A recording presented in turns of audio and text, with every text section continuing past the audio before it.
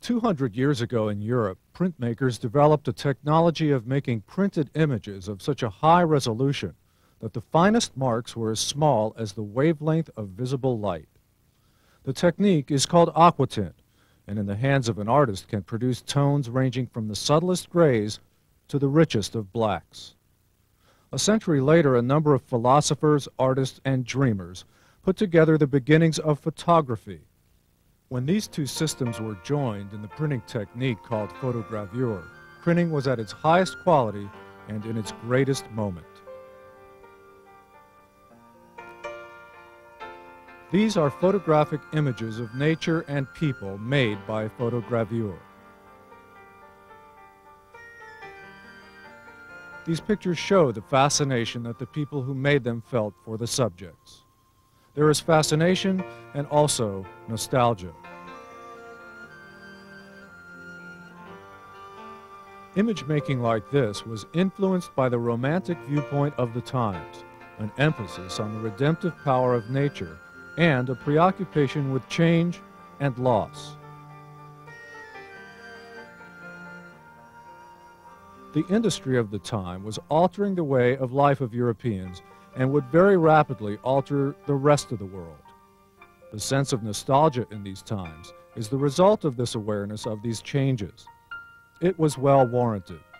By the mid-20th century, not only were the natural environments and ways of human life in those environments changed, but the most fragile cultures and habitats were becoming extinct.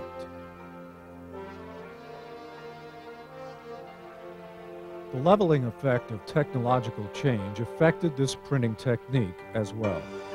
More rapid and cost-effective printing techniques replaced photogravure, and by the 1960s, only a few old craftsmen recalled that there had been a technique called photogravure.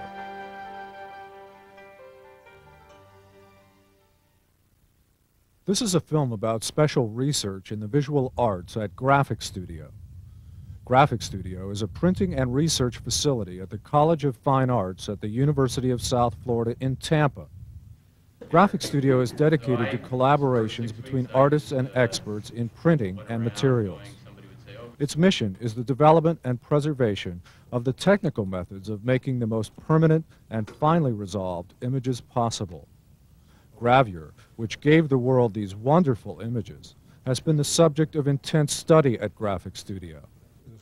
Hank Hine, the director of Graphicstudio, conceived of a colloquium, a gathering in Tampa, Florida, of all those interested in learning about photogravure and contributing to its preservation.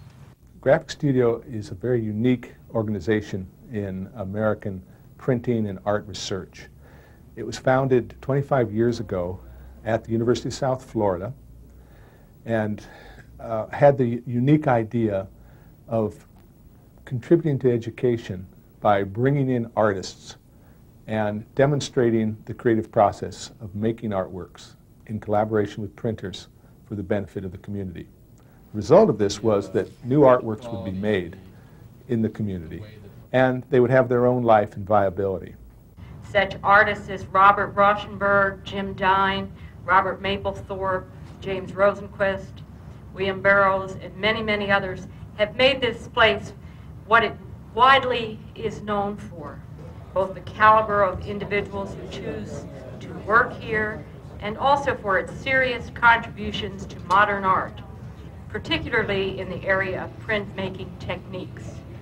It is the only university-based art center to have its collective works archived at the National Gallery of Art.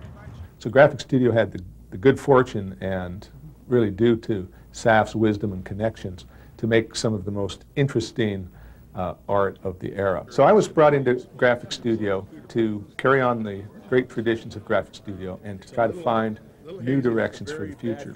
One of the directions that I identified as being very necessary was to try to consolidate the research that had been done at Graphicstudio in the past and advance, if it's possible, that research for the future. I think of gravure, photogravure, as a fragile and endangered plant, like a small fern, like the fern that Talbot used for his photoglyphs, his earliest photogravures. It's humble, it's a little complicated in its structure, and it's often confused with plants to which it is related, but visually it's totally distinct and in some essence yet to be understood. It grows in the Amazon, perhaps, and the indigenous people who cultivate it are themselves threatened as a group, and their ability to look after the plant is at risk. And you have the sense that the plant may have other uses, miracles that it could perform if it is cultivated and allowed to develop and shown to other people. The Colloquium at Graphicstudio brought experts and interested people from around the world for 3 days in March 1995. The Dean of the College of Fine Arts, Dr. John Smith, opened the event. At this colloquium, you have the opportunity to investigate the experiments and hard-won knowledge of the past while you consider the application of this image-making technology to the future. The Colloquium's coordinator, Noel Smith, framed the topic for discussion. Graphicstudio is about the collaboration between artist and artisan to produce the finest in multiples in 2 and 3 dimensions. This colloquium is about collaboration as well among diverse elements of the university. The College of Fine Arts, the Art Department, the Contemporary Art Museum, the Theater Department, and the Special Collections Department of the library have all made vital contributions to the depth and breadth and texture of this colloquium. Dr. Hine proposed that the secrets of gravure be treated in a new and open way to promote its use and advancement in contemporary society. In the Rembrandt Intaglio Printing Company Limited, the company in which Cliche and Fawcett developed the concept of the commercial fine print creating impressions of old master engravings, secrecy was rigidly maintained to protect the company's commercial hegemony. When more carbon tissue was required, Cliche or Fawcett themselves issued to a worker a stone, the weight of which was equal to the amount of bichromate crystals necessary to make the sensitizing solution. In this way, a worker would never know objectively what the quantity of bichromate was. It is the ambition of this colloquium that knowledge and connoisseurship, that finesse in making and wiping plates, and the imaginative application of this rare process of gravure replace the secretive and Masonic atmosphere that maintained photogravure in the past. As someone who's strongly committed to interdisciplinary approaches to photography, it's always thrilling to have theoreticians and art historians and practitioners gathered together to hammer away at a particular subject from as many different viewpoints as possible. Among the remarkable discoveries at Graphicstudio is one made with Dr. Dennis Killinger of the Department of Physics at the University of South Florida. Dr. Killinger had been collaborating with Graphicstudio in new ways of making images with lasers and found out something extraordinary. We tried to take an excimer UV laser to etch the copper directly in order to form this pattern on the copper to see if we can get a similar effect as you have with the optical type of photo deposition on the copper. And what we found was that the laser beam is able to etch out the copper at certain power levels, and we were able to drill down a small hole into the copper that would hold the ink. And so we're now in the process of looking how deep is that hole and how wide is the hole. We found the holes are approximately 20 to 30 microns in diameter, although we haven't optimized that yet. Right now we found that the optical photographic etch process has dimensions down to the wavelength of light on the order of a micron. You know, it's very, very fine detail, and there's random patterns that are generated on this. And when we've looked at this, and we looked at various sections under a microscope, although from a cursory viewpoint, looking back from this, you can see, your eye is able to see the difference in the two different patterns, but under the microscope, the patterns are so fine that they look almost identical. And the patterns are maybe almost a factor of 10 finer in detail than they are with the laser. So what appears that the laser will not, at this time, from what we can tell, it will not be a replacement for the optical photographic technique, but it may be a new kind of process in which we can go directly from a computer into the laser and then have the laser draw out the pattern onto the copper. Hein's metaphor of the endangered species of plant is an apt one for this group, who is dedicated to new art and old standards of perfection. There is a feeling in this convocation that photogravure will play an important role in the art and industry of the future, perhaps in totally unexpected ways. Sessions at Graphicstudio featured 3 renowned experts. Each of the experts has worked in the field alone, making his discoveries by trial and error, and have come together here at Graphicstudio to share knowledge about photogravure. Here, Johan de Zoete describes his procedures. Now, what we have to mark now is you have to look carefully all the time, because you want to be sure that if there is any detail in, for example, the dark part over here, I would like to see that during etching. The development of light-sensitive materials is performed in a dark room equipped with a television monitor so those on the outside can see de Zoete's procedures. The carbon tissue, an essential material in gravure composed of gelatin and bichromate crystals, is exposed to the transparent positive film. This film, which might easily be an artist's drawing, is put in contact with the gelatin. The light passing through the white areas of the image will harden the gelatin.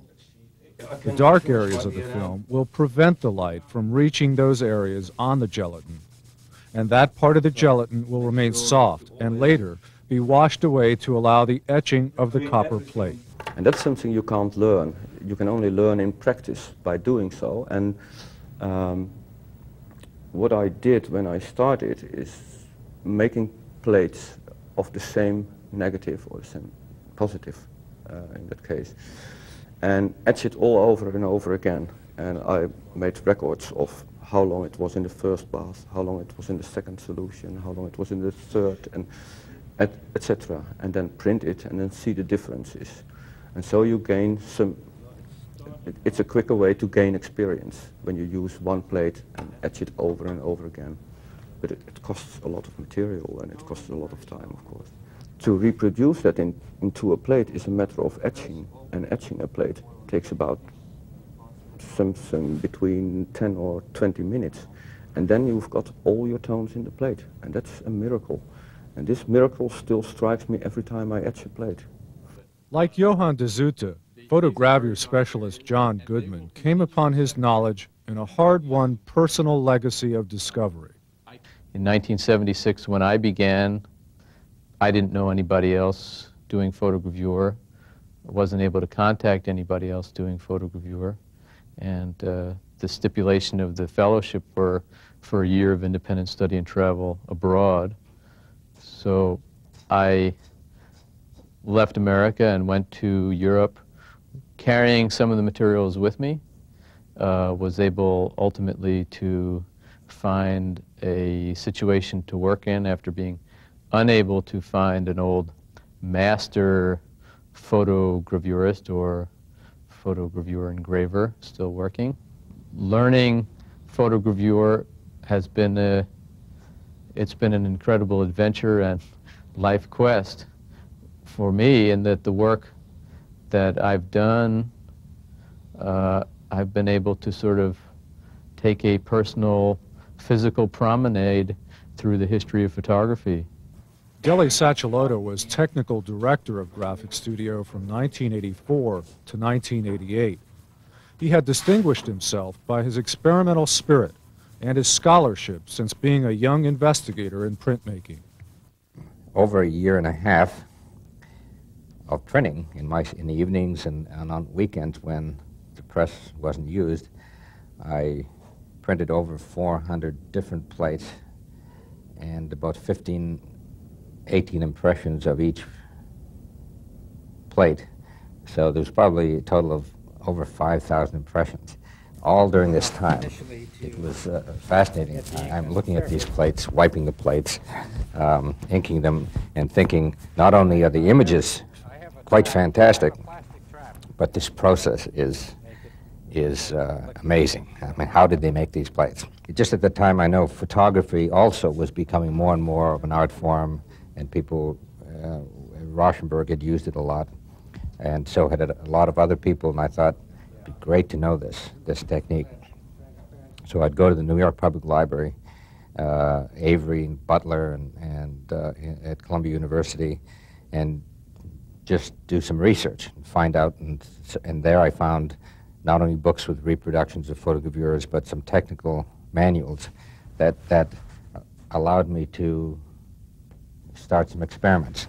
I think the Colloquium is absolutely fantastic. In fact, it's the first time I think that anything like this has been done that I know of. Certainly, I would say it's never been done on Photogravure, ever in this country, or perhaps even in Europe. I'm really excited by the student work that's been done here at USF and the new practitioners of gravure who are utilizing gravure in really new and unique ways, which are not concerned primarily with the long tonal range and scale of the gravure process, who are using the gravure process as a means to create work which, due to its inherent flexibility, is very malleable. Jonathan Clark, a photographer, writer, and printer from Mountain View, California, was conducting his early experiments as well. Most of us that have actually been doing this for a while have almost identical stories about, you know, how we learned about it and how we all have the same pile of used plates in the back room someplace from trying to and reading the same old books and making the same stupid mistakes. Expert in the history of photography, Dr. Larry Schaff spent many years researching the personal notes of early experimenters, their triumphs and frustrations in the search for a reliable photomechanical printing process. Part of the reason I'm here actually is that I'm quite interested in seeing the reality of what Talbot invented, because it's always been interesting to me that the person who first conceived of photography as we know it is also the same inventive mind that first conceived of photogravure, when you realize that there would be a need for that. And while we associate him with photography, he actually spent probably twice as much time in his life on photogravure as he did on photography itself. I guess what interests me is the relationship between printmaking and photography in the earliest days of experimentation. And that begins really with the very first experiments in photography by Nicephore Niepce, who began working with light-sensitive materials in the 18-teens, and whose first actual success in any kind of photographic endeavor was in 1826, and it was a reproduction of an earlier gravure from the 17th century, and was a period where people looked to a notion of progress as with a certain amount of faith in how technology could change people's lives, and photography was certainly seen as a part of that, and photogravure also. So it was very natural for these experimenters, for Talbot, for Daguerre, to be concerned with how to get this pencil of nature writing on the page, the paper page with ink. It was very natural for them to do this because this was the nature of the whole intellectual tradition in the West, that an idea would be refined and then find its way to be printed in ink on paper. So it was accessible and permanent. And it's even part of the tradition today. And as much as our culture and our way of approaching things has been changed by digital technology, it's very curious to note that ideas about the digital society are largely disseminated by ink on paper, by books, the traditional form. I would say there were many players. There was a lot of experimentation. There was a lot of exchange of ideas. And there were certainly milestones along the way, and there were certainly improvements that made the processes better.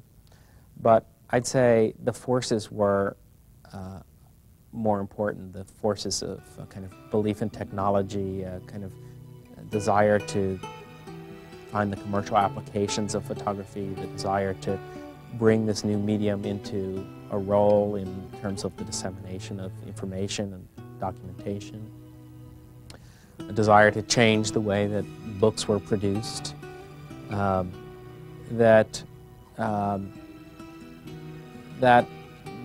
belief in progress and the belief in technology, and that those, in a certain sense, were more important social and commercial forces than any individual person's patent. I think that it is necessary to, when you want to understand history, that you try to reconstruct what they did at the time. And even if we have got things written out now in manuals, I mean, also in the 19th century, manuals were written, but we have to connect what was written then to the time in which we live now. That 1852 process is the forerunner of what we know as photogravure today. He started out with a steel plate and cleaned it, made a mixture of gelatin and potassium bichromate, coated it on the plate, and then superimposed a positive, or more often at the beginning, an object on top of that, such as a leaf or a piece of lace. And he would expose that in sunshine for a few minutes and bring it in, and the effect was that wherever light struck the plate, wherever the object was not, the bichromate in there would tan the gelatin and essentially reduce its solubility in water. And he would have then a negative image on that plate. He could wash that plate in water, wash away the gelatin that hadn't been tanned, and so he was left then with a hardened gelatin image on that plate, and then that plate could be etched conventionally, and that gelatin would act as a resist to prevent the etchant from attacking the plate in those areas. He used a standard platinum bichloride etchant, which was standard in the field at that time, and was able to make a successful printing plate then by 1852. Digital images and the computer processes of today need a pathway from their digital nature to ink on paper. Ink on paper is extremely important in our culture. It's part of our tradition. It's part of the resolution of our thoughts. But it also has a very practical importance, and that is that it's permanent, it's archival. And unlike any other photo-based image, ink on paper will last 1,000 years or more. So it has a direct relevance in that we need a way of making computer images both more archival and more visually pleasing. Then it has just the kind of practicality that any technology and the kind of way of Americans tinkering with machines and what will that produce. It has that sort of practicality too. There's something latent in photogravure, something that has a potentiality that we really haven't totally fathomed or even probed. Putting that down, doing this to encase it and slowly laying it out. So in this process, there may be little bubbles that are in there, and this will help dispel them one side or the other. And then again, the squeegeeing in different directions from the center outwards. There's a bubble we caught right there.